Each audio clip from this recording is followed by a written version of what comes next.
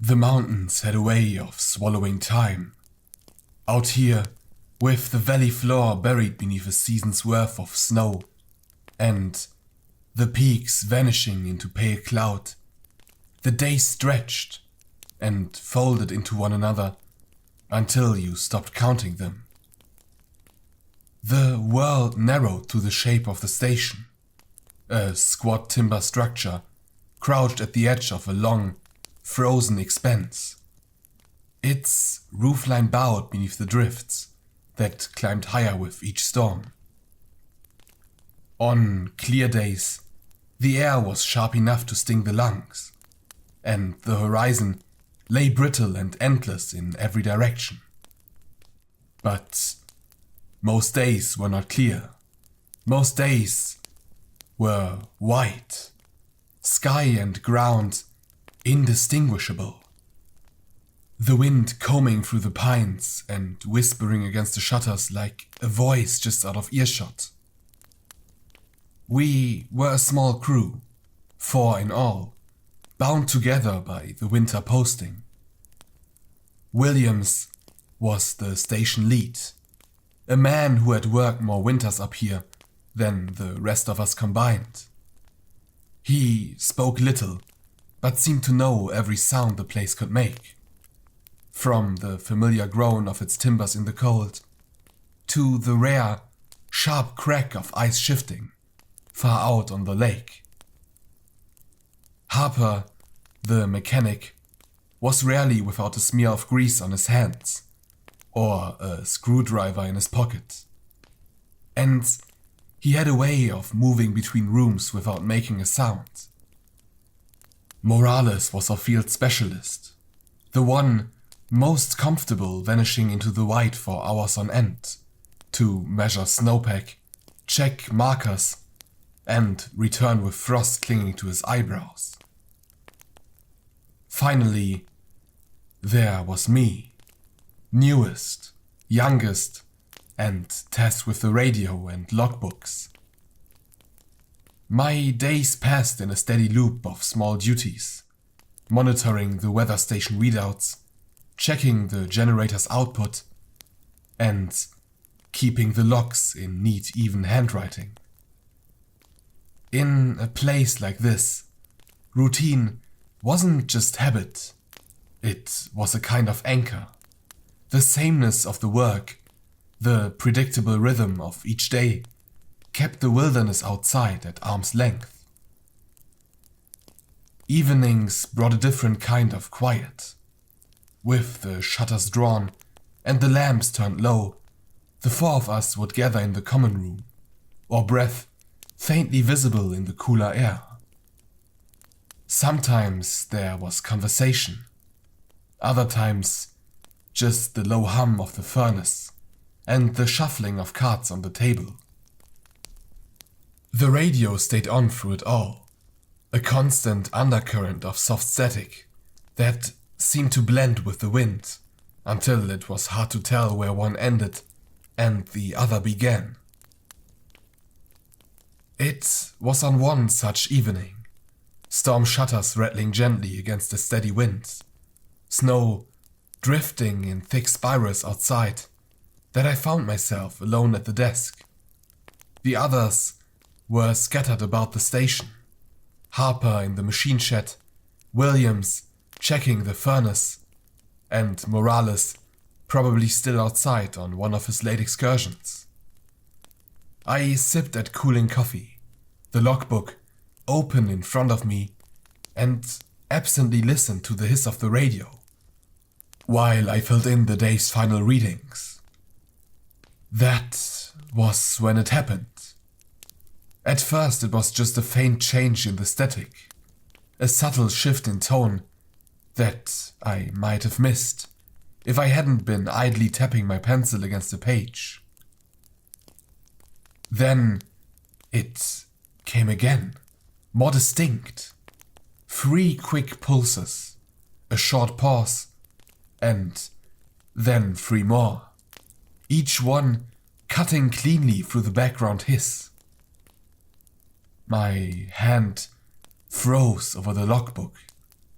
I leaned towards the speaker, holding my hand, waiting for the pattern to repeat. But it didn't. The static settled back into its usual shapeless wash, the same as it had been all evening. I told myself it was nothing. Atmospheric interference maybe, or some distant signal warped by the storm.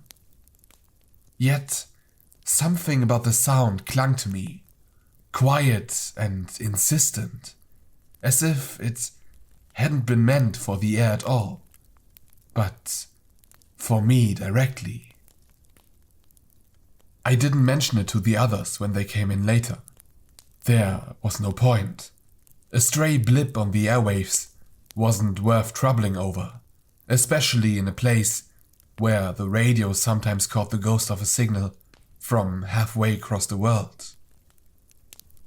Still, when I closed the logbook that night, I hesitated, the pencil hovering just above the page, and for reasons I couldn't quite name, I left the entry unfinished.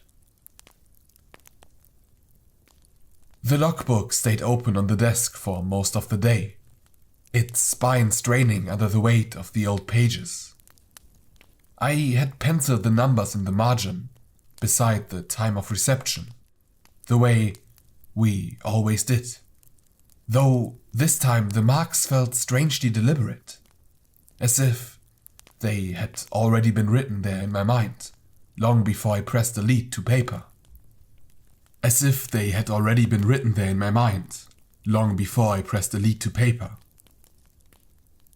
Every so often, as I moved between tasks, I found myself drifting back to the comms room, pretending to check the tuning, while my eyes slid toward the page. The station had a way of making small things feel larger than they were. When you're cut off from the rest of the world by days of travel and miles of snow, the smallest deviation from routine, an odd reading, a flicker in the power, takes on an oversized weight. When I brought it up to Harper later that afternoon, he didn't look away from the open panel he was working on. The scent of diesel hung in the air. Faint, but constant, the way it always did after a storm. "Got something odd on the set this morning," I said, leaning on the doorframe. Transmission came through on the secondary band. A short one. Coordinates. He grunted, tightening a bolt. "From where?" "That's the thing. It doesn't match any of the stations in range." Harper finally glanced up, his brow furrowed. "Could have been a bounce. Weather will send signals further than they're meant to go. Might have been from halfway across the continent for all you know." "Yeah," I said, though I wasn't convinced. It just didn't sound like that. It was clear, clipped, like someone meant to say exactly those numbers, nothing more. "Did you log it?" I nodded. "Good. Leave it there. If it matters, they will send it again." That was the end of it for him. Harper had been through more winters here than either Morales or me, and he had learned early not to chase ghosts across the airwaves. But the thought followed me out of the workshop, down the corridor, past the frosted windows, and back to my quarters, where the low hum of the heater filled the room like a second heartbeat. That night, after the others had turned in, I spread the station's maps across my desk. They were old, printed on heavy paper that resisted folding, dotted with notes and faded routes from seasons past. The coordinates pointed to a spot northwest of our position, just beyond the ridge line we rarely crossed.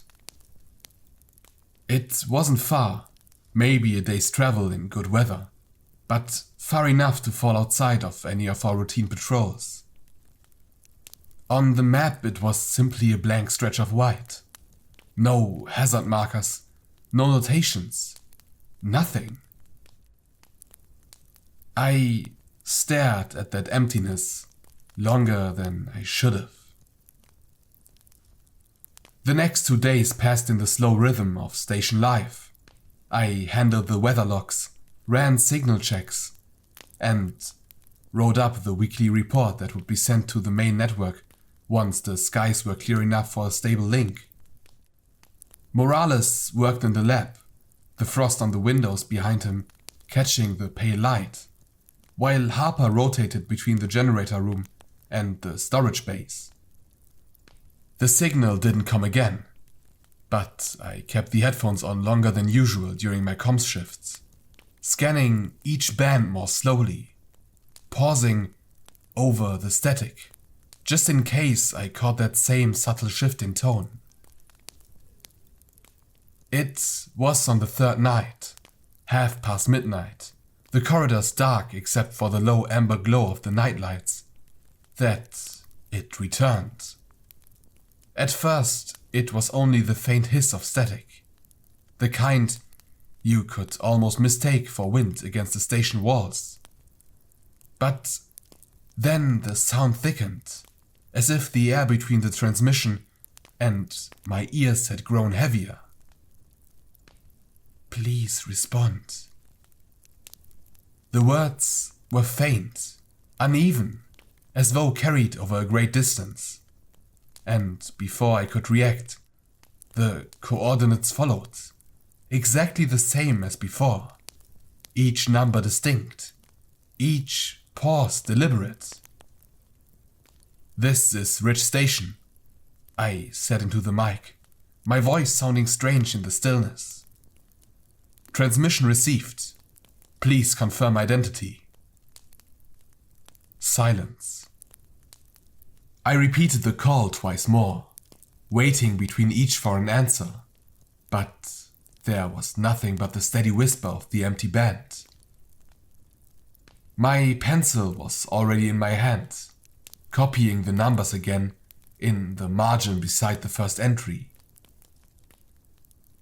When I finally shut off the radio, the lights in the comms room seemed dimmer than they had a moment before, and the quiet tap of snow against the window sounded closer somehow. The dawn crept in hesitantly, a pale wash of grey light spilling weakly through the frost-rimmed window of the station. It was a light that didn't promise warmth or comfort, only a cold, muted beginning to a day that would stretch long and uncertain. I woke to the low drone of the heater, a steady mechanical sigh that filled the quiet space and reminded me that some things at least still worked as they should.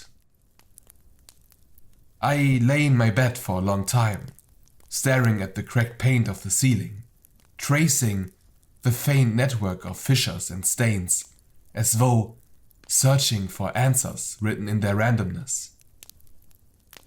The signal haunted the edges of my mind, the steady rhythm of those coordinates, a persistent echo I could neither ignore nor fully understand. The outside world was muffled beneath a blanket of fresh snow.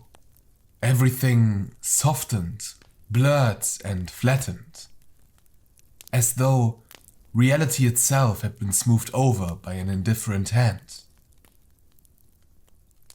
The sharp scent of pine from the distant forest drifted faintly through a cracked window, mingling with the sterile tang of metal and fuel that permeated the station. The hours before breakfast passed in a slow blur. I dressed carefully, pulling on layers against the cold that seemed to seep into every corner of the building, and tried to shake the lingering weight pressing at my chest. When I finally joined Morales and Harper in the cramped kitchen, the air between us was taut with something unsaid. Morales' face was drawn, his eyes shadowed beneath tired lids. He stirred his tea with a slow, distracted motion, the chipped mug rattling softly against the table. Harper's jaw was clenched, his gaze flickering to the window, as though expecting something to break through the heavy snowfall that coated the world outside. When I finally told them about the return of the signal, their reactions were subdued, but unmistakable. There was no disbelief, only a quiet acceptance, tinged with unease. The coordinates were unfamiliar, a stretch of wilderness beyond the ridge that none of us had ever explored. A place defined more by absence than presence. Our preparation stretched into the afternoon, every movement deliberate and careful.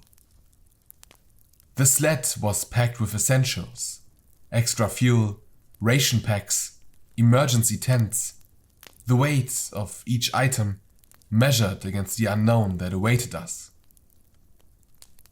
The cold seemed to seep into the very air we breathed, wrapping itself around our movements and thoughts with a slow, creeping certainty.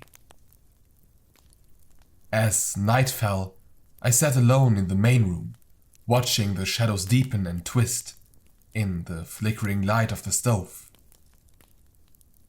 The wind sang its mournful song outside, threading through the eaves and rattling loose shutters.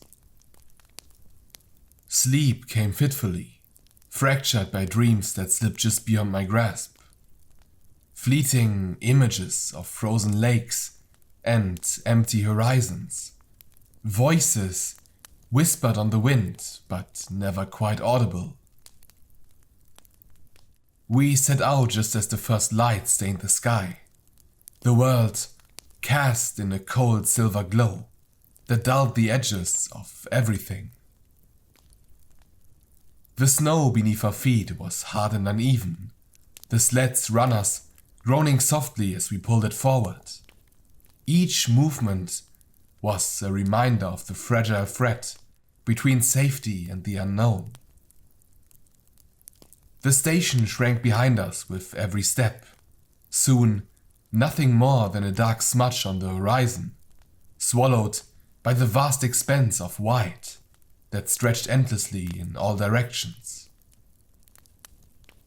The forest faded away, replaced by jagged ridges and barren slopes, edged with ice and shadow.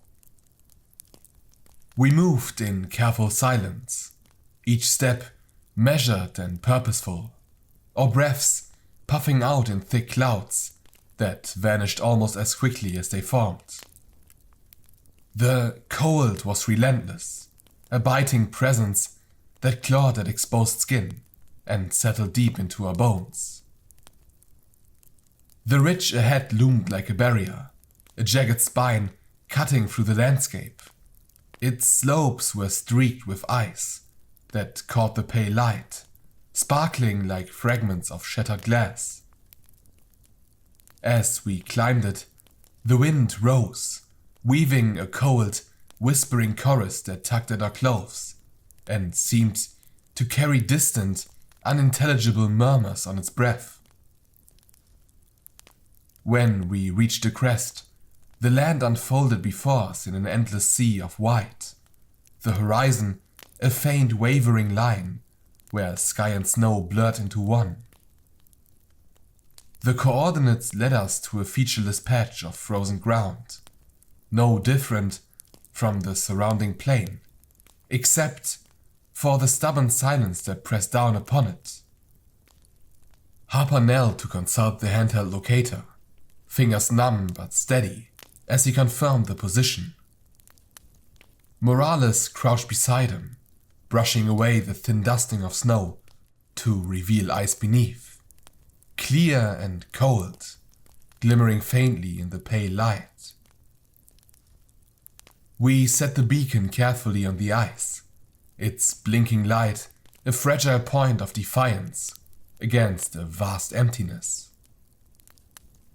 The wind wound around us, whispering and sighing, filling the silence with an unspoken weight that settled over our shoulders like a shroud. The hours passed in a strange stillness as we took a core sample, our movements slow and reverent, conscious of the fragility of this frozen world.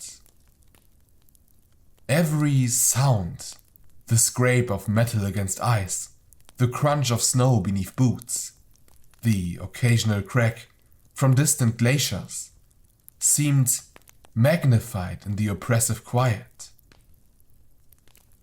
The journey back was even more drawn out, the waning light casting long shadows that reached and twisted across the snow, distorting familiar shapes into strange, unsettling forms.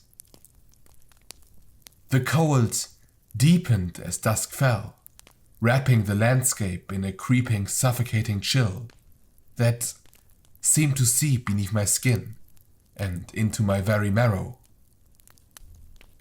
The station's faint lights emerged in the distance like beacons of warmth, their glow muted by the gathering night. Inside the station, the heat was a balm against the cold, but the silence between us was thick, laden with the weight of unspoken fears and questions. Later, alone in the comms room, the radio hummed softly on the secondary band, a low static filling the cramped space.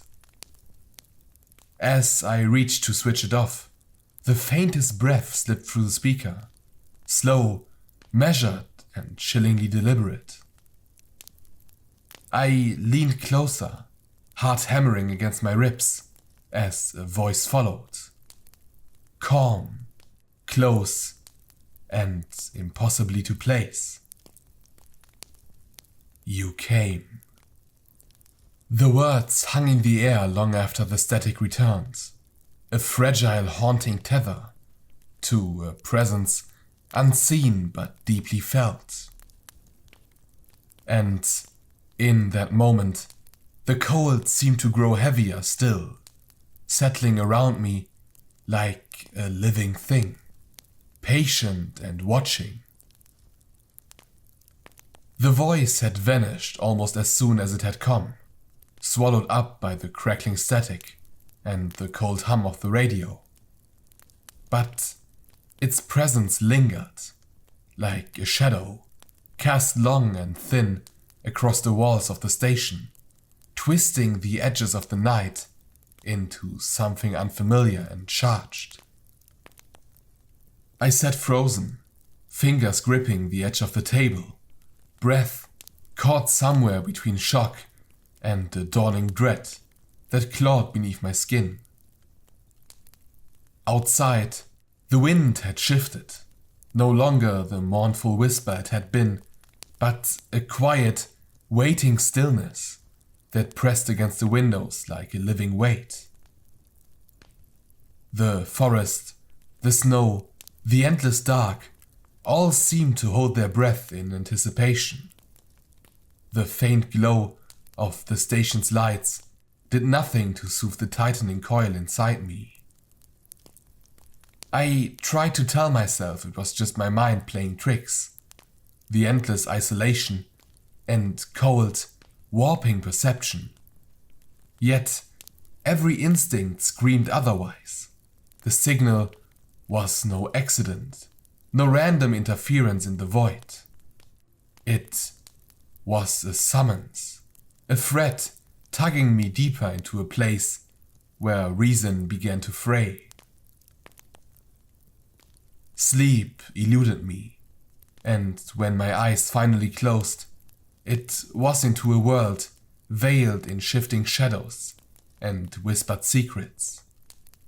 Dream and waking blurred, memories folding into one another until I was not sure where one ended and the other began. I dreamed of the lake beneath the station, vast, dark, and impossibly to pierce. Beneath its glassy surface, something moved with slow, terrible grace, a shape without form, shifting and endless.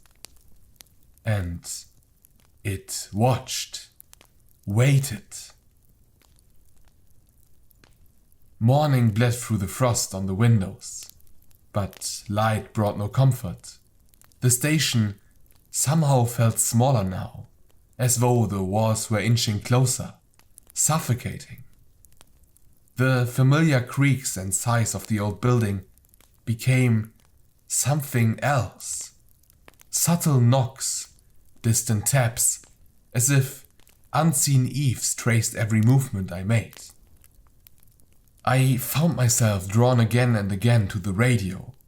Static filled the room, yet beneath it, the faintest pulse, a heartbeat almost, calling out through the void. Why did you come? The question was a breath, barely there, but it echoed louder than any scream in the empty corridors of my mind. The days blurred. Time became fluid, marked only by the growing weight of silence and shadow. The crew grew distant, faces etched with the same haunted look I wore. Conversations fell into broken murmurs, eyes flicking to corners where nothing lurked, or so we hoped. Then, one evening, drawn by a sudden chill, I stepped outside into the biting air. The lake stretched before me, a perfect mirror of the starless sky. The surface rippled slightly, a motion without wind. And I felt it, that slow, patient gaze beneath the water. I didn't move. I couldn't. The lake was watching, waiting for something I couldn't name. Back inside the station, the walls whispered their secrets, and the radio sighed once more. You cannot leave. Not yet.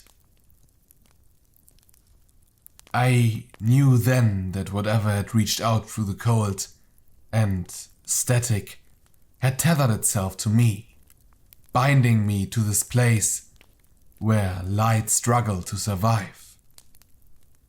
The boat on the lake, the endless forest, the frozen expanse, all of it a trap woven with invisible threads.